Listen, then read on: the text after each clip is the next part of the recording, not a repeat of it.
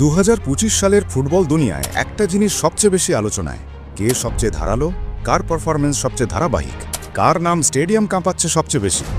উত্তরটা খুব সহজ, একজন, লিওনেল মেসি। কিন্তু ব্যাপারটা আরও আকর্ষণীয় হয় যখন আমরা সংখ্যা দেখি। 2025 সালে গোল অবদানের শীর্ষ 5-এ যারা আছেন জানেন?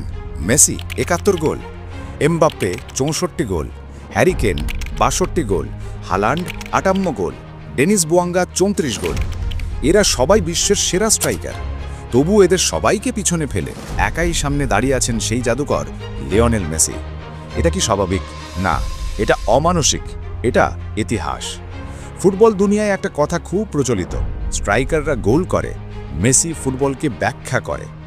2025 সালে এই কথার সবচেয়ে বড় প্রমাণ মেসির গোল অবদানের এই স্ট্যাট।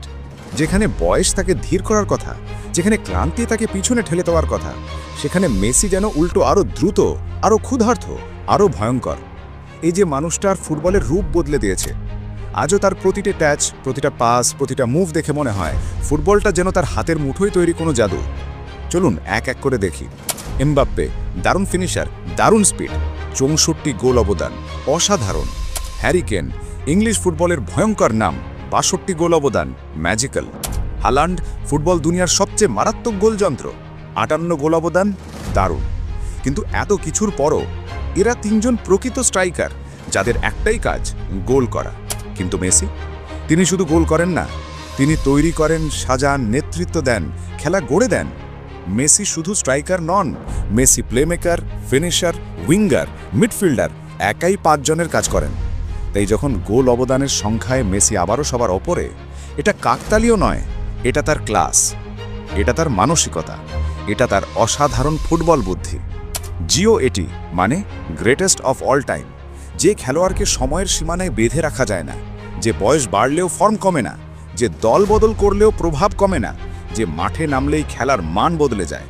2025 সালে আবারও সেটা প্রমাণ করলেন মেসি। 37 বছর বয়সেও গোল অবদানে নাম্বার 1। ভাবেন তো, যে তালিকায় থাকা 3 জন আজকের ফুটবলের সবচেয়ে ভয়ঙ্কর গোল মেশিন, সেখানে মেসি খেলছেন একেবারে আলাদা লেভেলে। মানুষটা যেন বলছেন, বয়স আমার শত্রু নয়, বয়স আমার গল্প। এটা শুধু গোল বা অ্যাসিস্ট নয়, এটা হলো ধারাবাহিকতা, প্রতিটা ম্যাচে অবদান, প্রতিটা মুহূর্তে প্রভাব। মেসির পাসিং সবসময় কবিতা, তার ড্রিবলিং জাদু দেখার মতো, তার শট এখনও স্নাইপার মতো নিখুঁত, আর তার ভিশন ফুটবল ইতিহাসের সবচেয়ে স্পষ্ট।